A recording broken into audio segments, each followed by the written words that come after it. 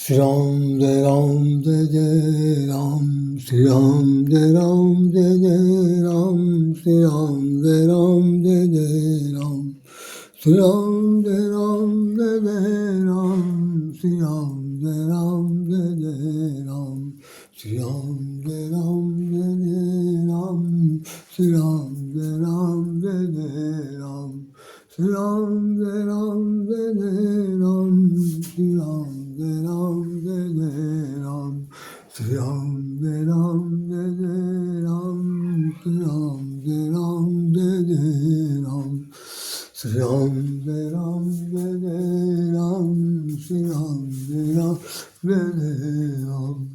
हरे राम राम राम हरे हरे, हरे कृष्णा कृष्णा कृष्णा हरे हरे, हरे राम राम राम हरे हरे, हरे कृष्णा कृष्णा कृष्णा हरे हरे, हरे राम राम राम हरे हरे, हरे कृष्णा कृष्णा कृष्णा हरे हरे, हरे राम राम राम हरे हरे, हरे कृष्णा कृष्णा कृष्णा हरे हरे, हरे कृष्णा कृष्णा कृष्णा हरे हरे, हरे राम राम राम हरे हरे, हरे राम राम राम हरे हरे, हरे कृष्णा कृष्णा कृष्णा हरे हरे।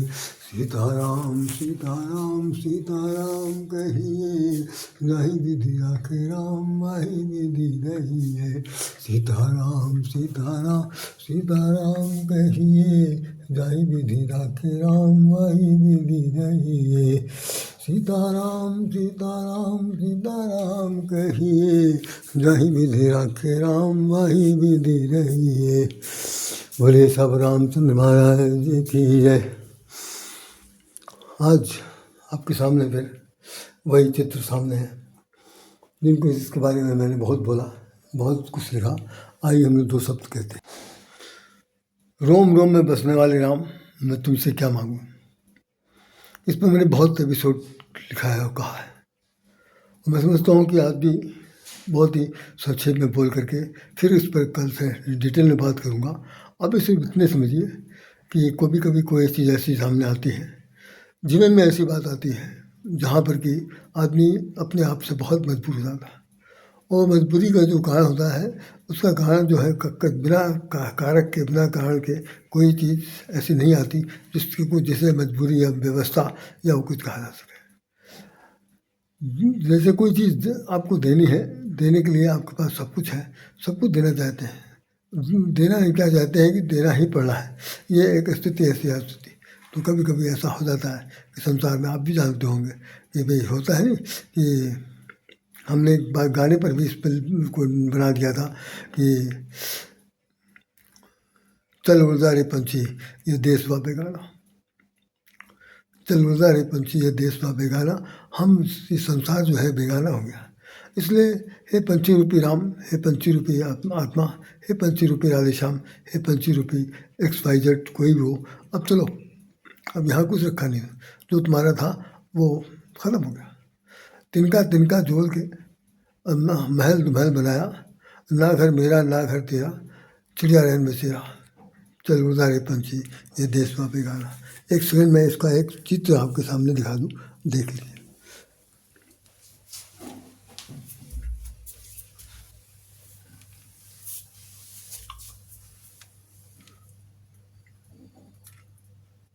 देख रहे होंगे आप, ये बहुत महत्वपूर्ण था जिससे मैंने आपको दिखाने की कोशिश की।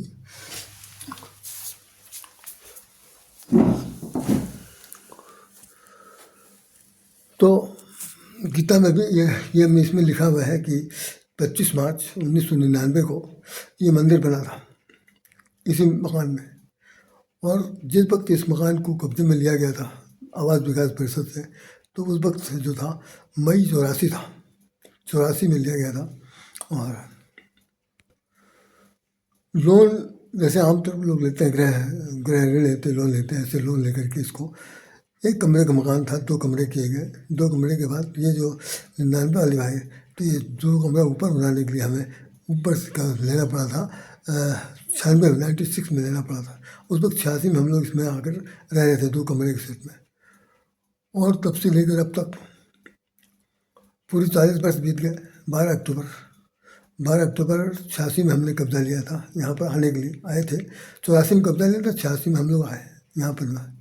अब बात हम उस पर आते हैं कि हम तुमसे क्या मांगे। गीता में भगवान ने एक बात कही है, हम लोग भी सब पढ़ते रहते हैं कि भाई जरा सोचो तो तुम अपने साथ क्या लाए थे।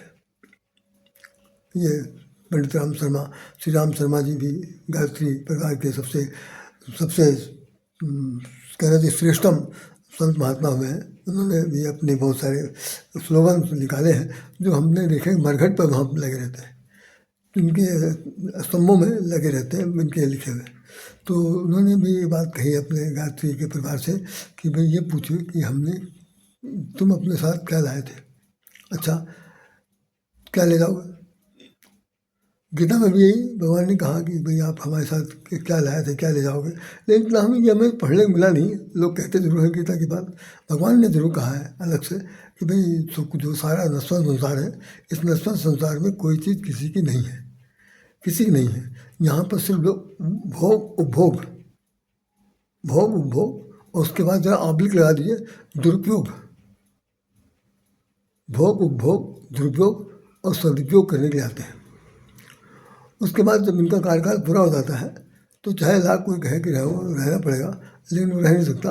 उसको किसी न किसी बहाने से, किसी न किसी रूप में, चाहे शारीरिक कष्ट से, चाहे किसी एक्सीडेंटल वजह से, या किसी आत्महत्या से, या कोई किसी की वजह से, जैसे भी हो वजह तो बनी गई, तो उसको यहाँ से जाना पड़ता है। तो सब छोड़ के जाना पड़ता है। जब सब छोड़ के जाने का पड़ता है तो उसमें एक बात हम लोगों ने पढ़ी सुनी, सब लोग सुना होगा कि भीख मांगने वाले आते हैं, वो बड़ा गाने गाते हैं। हमने तो उनके मुँह से बहुत ज़्यादा सुना।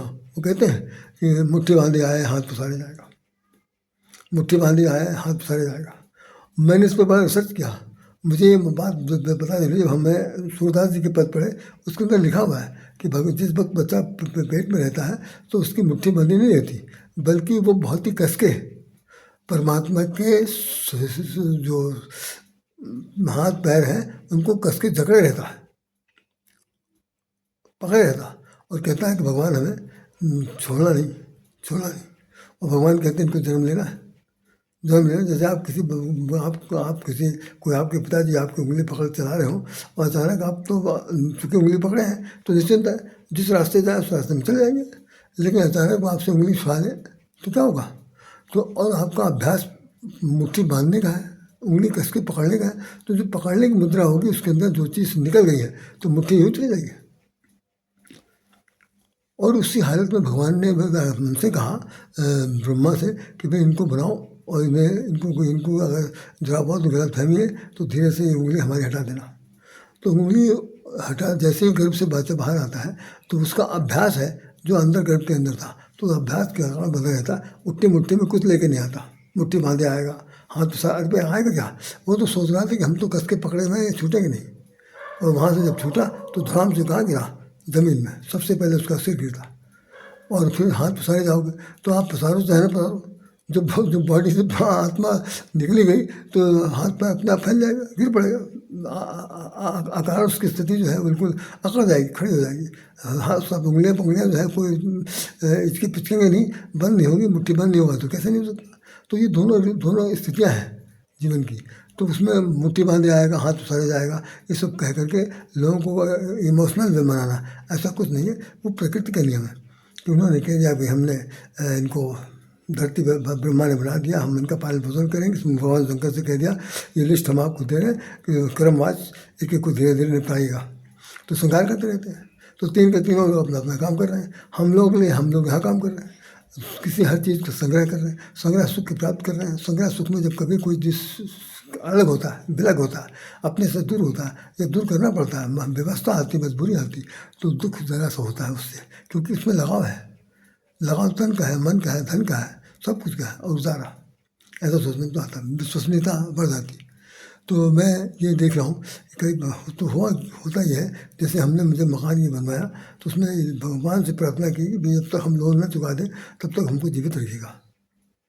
और स्थिति है कि यहाँ पर तो लोन चुकाने के बाद मेरा जब वो आया सेवानिवृत्ति का समय, तो हम बहुत दुखित थे कि भाई अगर मान लो कि ये लोन ना ख़त्म हुआ तो निश्चित रूप से हमको कहाँ से देंगे, क्योंकि तो तनख्वाह बंधी हुई तनख्वाह मिलेगी नहीं। लेकिन रिटायरमेंट के ठीक 1 महीने पहले ये लेटर आ गया कि आज से आपको नो ड्यू सर्टिफिकेट जारी कर दिया उसने कि आपका कोई भी लोन इस बैंक में नहीं है, आप अपनी रजिस्ट्री ले जाइए। हमें खुशी का ठिकाना नहीं रहा। मैं तो बहुत भगवान को धन्यवाद दिया, कम से कम आपने ये बड़ा भारी काम कर दिया कि कम से कम मुहताज नहीं होना पड़ेगा। हमारे बच्चे अभी तो सर्विस में है नहीं, तो चलो खैर ठीक, बात आई गई, ख़त्म हो गई। हम जो साथ सुधारना चाहते हैं, अब स्थिति देख लीजिए क्या है कि बारात मजबूरी में किसी को या किसी की मजबूरी को देखकर, अपनी तो जो है सो है, किसी की मजबूरी को देखकर अगर प्रस्तुति बस आपको देना पड़ता है या खुशी देना पड़ता है तो मानसिक कष्ट होता है। आज जो मैंने महसूस किया, अभी तक तो मेरे नाम से जो कुछ था वो आज सारा सब कुछ, क्योंकि हमारी धर्मपत्नी अस्वस्थ हैं, उनको एक तकलीफ थी कि मेरे नाम से कुछ भी नहीं है और हम कभी भी आँख मूंद लेंगे तो क्या हो जाएगा। तो वो मेरे दिमाग में चिपक गई थी बात, तो हमने कहा नहीं, इनके नाम से तो सब कुछ कर दूँ, ये मैंने चाहे कभी भी। तो आज मकान का वसीयतनामा और उसकी रजिस्ट्री हमने उनको दे दिया।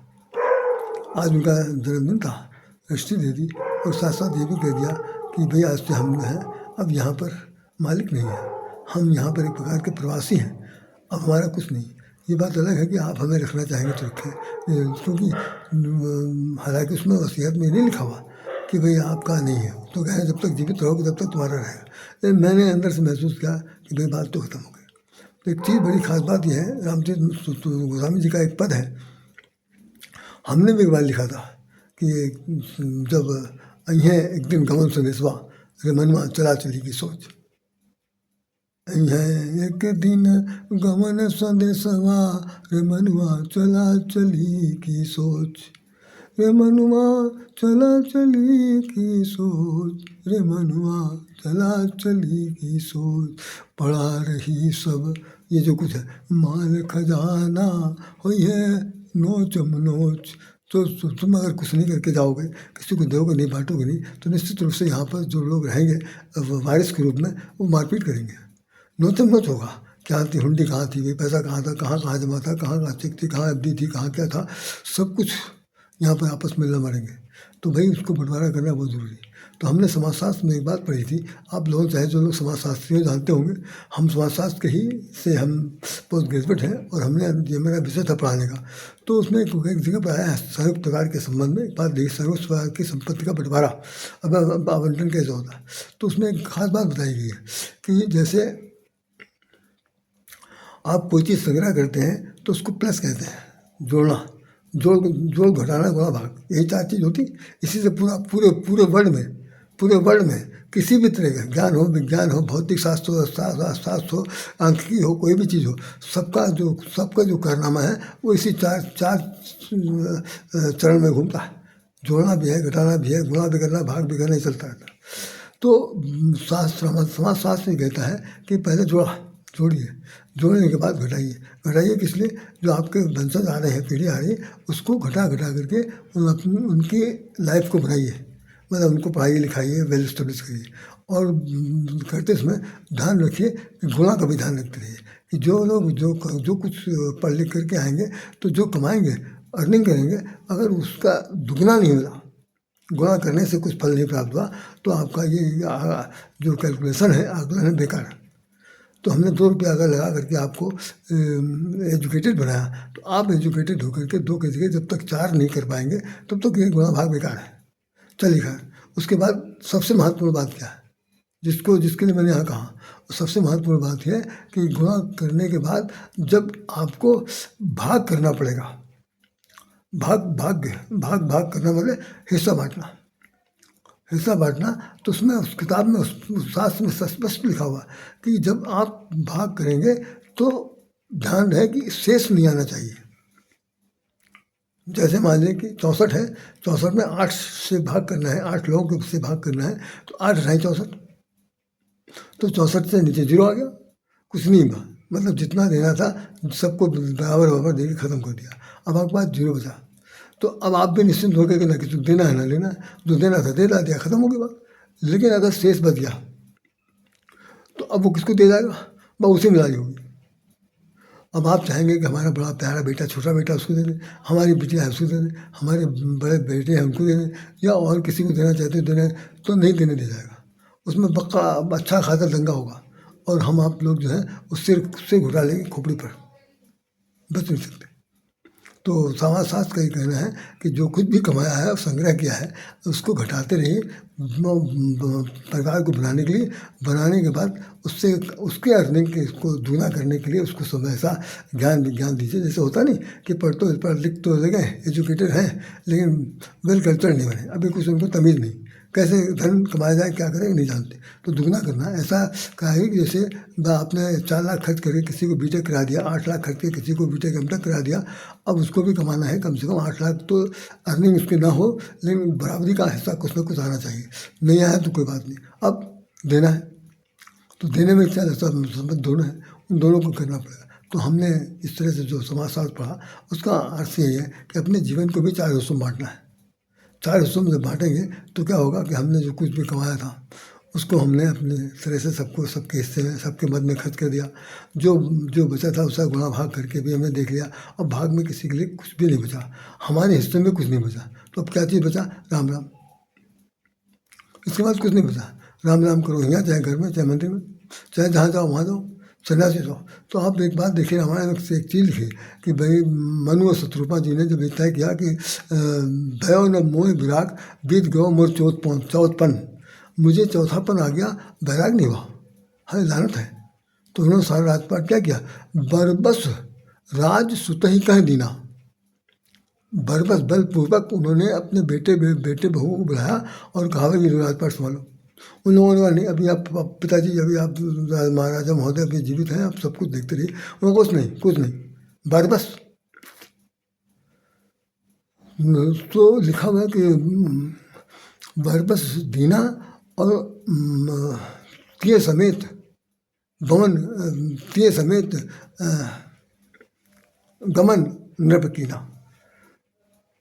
सुतई बरबस सुतई आए, बरबस राज सुतहि कह दीना, आप तिय संग आप हरस तिय संग बन गमन कीना, ऐसे चौपाई। तो मतलब जंगल चले गए और वहाँ जाके तपस्या करते हैं, किसको पाने के लिए, चौथेपन शुरू हो गया, राम को पाना चाहते हैं। तो हमारा चौथापन जो है वो संन्यास आश्रम है। वानप्रस्थ तो होता है 51 से 75 तक, 51 से 75 तक का वानप्रस्थ घर के अंदर रहिए, चाहे हुक्का पीजिए, चाहे बीड़ी पीजिए, चाहे सिगरेट पीजिए, चाहे मुँह बोलिए, चाहे बिल न बोलिए, चाहे आप किसी भी व्यसन से दूर रहिए। रहने के बाद केवल घर के अंदर रह करके एक ऑब्जर्वर निगरानी की तरह देखते रहिए। लेकिन जहाँ ज़्यादा कुछ बोले वालेंगे तो आपका मुँह बंद कर देंगे, चलने के तो लोग ताव दिखाएंगे, बड़ी स्थिति खराब होगी। आप दलान बैठिए, चाहे बाहर बैठिए, चाहे कहीं चबूतरे बैठिए, कुछ भी करिए, आपको अंदर घुसने की कोई ज़रूरत नहीं। लोग कहेंगे अब बुढ़ा बहुत बोलता, बहुत हंसी है, बहुत ज़्यादा खांसी खुशी करता रहता, इसको बाहर बैठाओ, डिस्टर्बेंस हो रहा है। घर में जो न्यू कमर्स आए हुए हैं वही आपकी ऐसी तैसी कर देंगे, ये कॉमन सेंस बता रहा हूँ। तो निश्चित रूप से वानप्रस्थ के समय बिल्कुल कुत्ता मार का होती। जीवन भर क्या है, अल्लाह बना रहा। जो 25 से 50 का था वो बैल की तरह खेत खलिहान जोतते रहे, जैसे उस तरह काम किया। और उसके बाद 51 से जो 75 वर्ष किया हुआ है, ये कुत्ता, जैसे कुत्ता बाहर दरवाजे बंधा हुआ है, सब कुछ भौं भौं भौं भौं करेगा, अपना स्वामित्व के लिए भी लड़ेगा, सब कुछ करेगा, वो हालत स्थिति होती। और फिर इसके बाद संन्यास, छोड़ दो भैया, अब यहाँ रहना नहीं, बहुत अपमान हो गया, बहुत तिरस्कार हो गया, बहुत दुरस्कार हो गया, बहुत उपेक्षा होगी, बहुत निराशाजनक स्थिति हुई, अवसाद की स्थिति आके छोड़ दो। ये सब समाजशास्त्र है, कोई अलग से मैं कुछ नहीं बोल रहा हूँ। तो आदमी चला जाता है जंगल में, बरबस राज सुतई कह दीना, आप तिये संग गमन बन कीना, इस तरह से। तो हम लोगों को भी जीवन में बहुत, आज मुझे कष्ट तो सिर्फ इसलिए हुआ कि आज से हमारा स्वामित्व खत्म हो गया। तो भगवान से मैंने प्रार्थना की, अब भाई आप भी किसी के मालिकियत में आ गए, हम भी कुछ, जैसे आप हैं वैसे हम हैं। अब हम दोनों आदमी को साथ साथ रहना है, तो जहाँ कहीं आप ले चलेंगे हम वहाँ चलेंगे। तो हे रोम रोम में बसने वाले राम, तुमसे क्या मांगे, मैं क्या मांगे, सब कुछ ऐसा। और देखिए जो ज़्यादा हो रहा। तो ऐसी स्थिति में हम लोग को अपने जीवन में हर एक को, सबको इस बात को, कहानी किस्से को नहीं लीजिएगा, बल्कि समझिएगा इसका जो थीम है, इसकी जो स्टोरी है, वो सिर्फ ये है कि हमारे आपके जीवन में बंटवारा कैसा होना चाहिए, बलात् होना चाहिए, हर्ष होना चाहिए, या किसी प्रकार की पीड़ा को सहन करते होना चाहिए, लेकिन मन में ज़रूर कुछ ना कुछ होता। मैं अपने घर का सुख, कोई आदमी मान लो थोड़ी देर के लिए दिवंगत हो जाता तो ही बहुत देर तक पीड़ा रहती है, उसका शेष स्मृति शेष रह जाती। तो शेष स्मृति जो रह जाती है वही अपने आपके मन की खिचोट है। तो इन सब से मुक्त रहने के लिए सिर्फ गीता का ये ज्ञान है कि भाई हम अपने साथ क्या लाए थे और क्या ले जाएंगे। तो जब कुछ ले के नहीं जाना है यहाँ से, तो काहे के लिए, किस बात का बलवा, किस बात का रोना धोना, काहे बात के आँख से आंसू बह रहे हैं, सब छोड़िए, कुछ नहीं, राम हमारे, हम राम के, ये कहकर के जिंदगी काटना है। इन शब्दों के साथ राधे श्याम राधे आपसे नमन करता है। जय श्री राम।